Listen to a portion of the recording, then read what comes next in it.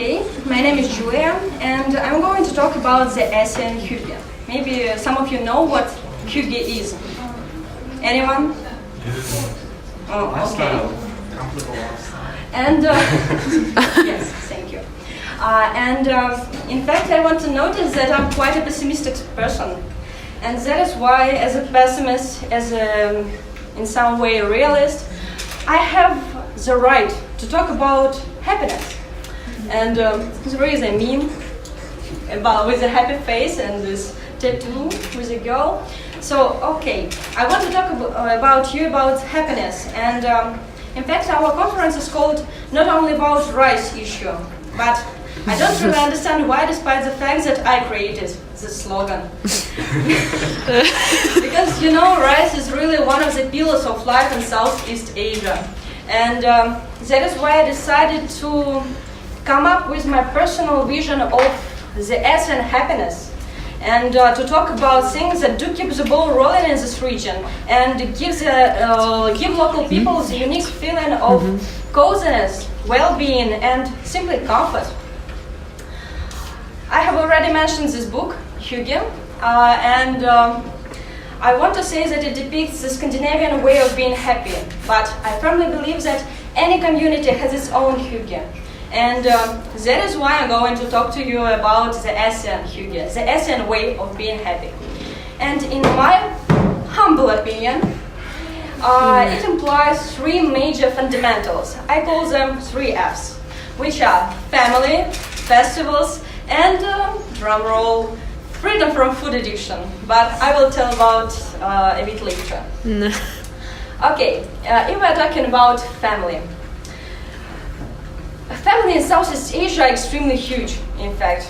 I mean, maybe some of you have a sibling, or maybe 2 siblings. No? Me. Oh. Okay, thank you.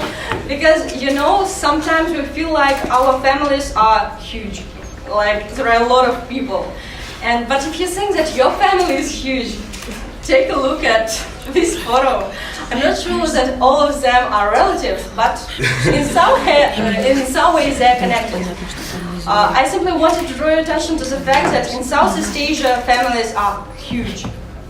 And despite this fact, all the people are happy in there. And they live happily ever after, like in all the Disney fairy tales we have ever seen on TV. And but still I cannot get the following picture out of my mind. How it is possible for them to take a bath, to take a bath every morning? Because I believe that there are a lot of people, and there is a queue, a long queue, and they are waiting for their turn.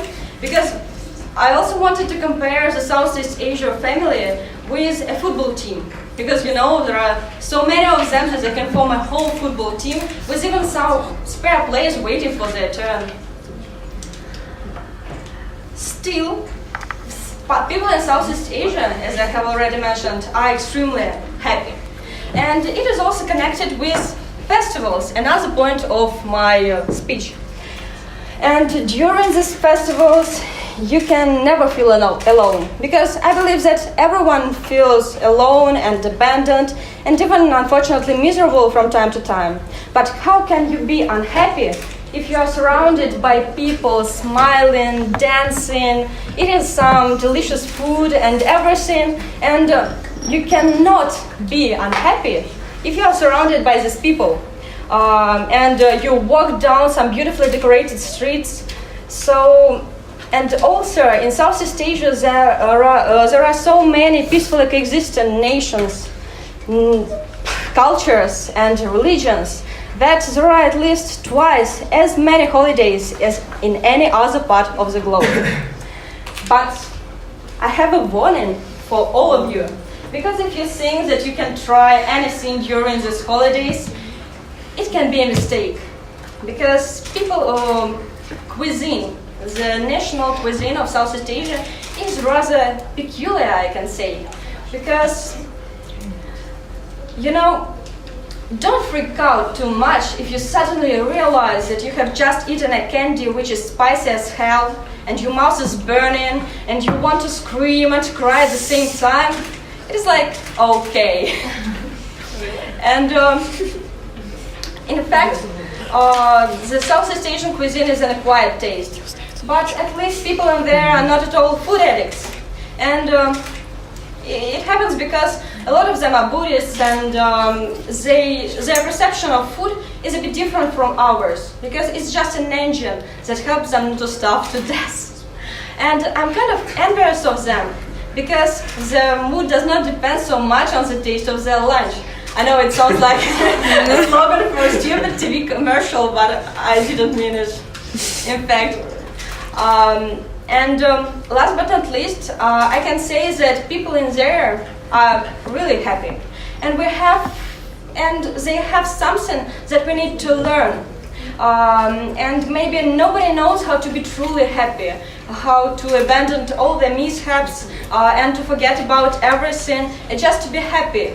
But maybe I have shown you today another perspective that could possibly help you with creating your personal vision of your happiness and the idea of well-being.